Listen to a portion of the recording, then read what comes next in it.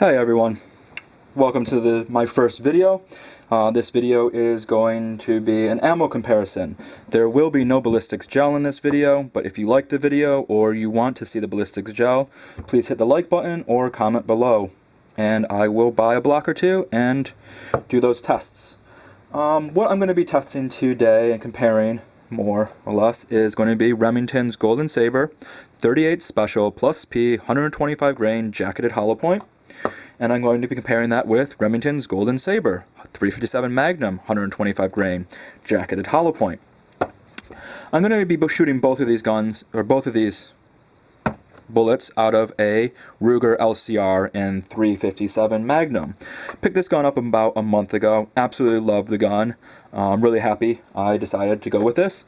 It is one of my everyday carries. It is in my rotation. And I struggle a little bit if I wanted to buy the 357 version or the 38 Special version. And that's kind of why I decided to make this video, as I read a lot and everyone kind of has their opinions about what they wanted and the benefits of each one. This gun I think weighs 17.1 ounces, 17 ounces, and I think the 38 Special version is 3 ounces, give or take a tenth of an ounce lighter than the 357 version.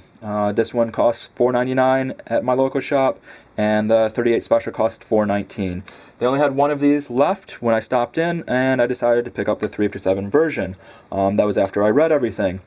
A lot of what people were saying is that in a gun this size, with a barrel that's 1 7/8 inches long, you're not going to get much more out of a 357 Magnum that a 38 Special plus P isn't going to give you.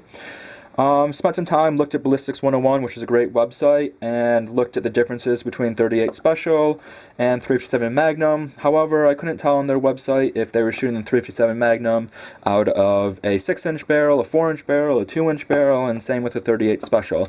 So I took that with a little bit of a grain of salt. Great reference points though, and decided to do my own video. In this video I will be testing the velocity of the 38 Special and the 357 Magnum, as well as I'll also show you the velocities of PMC Bronze 38 Special 132 grains, just so you kind of get an idea of where a regular round is going to lie, a plus P and a 357 Magnum, all out of a short snub-nose revolver like this guy. This is the lightest I could find at my local shop. They didn't have any 125 grain. Another thing that people were talking about is that with the small little barrels, like on a snub nose, the 357 Magnum is going to give you a lot of muzzle flash. I didn't find this to be the case. Truthfully, I found the Golden Saber and the 38 Special plus P had more muzzle flash than the 357 Magnum did. I took some videos.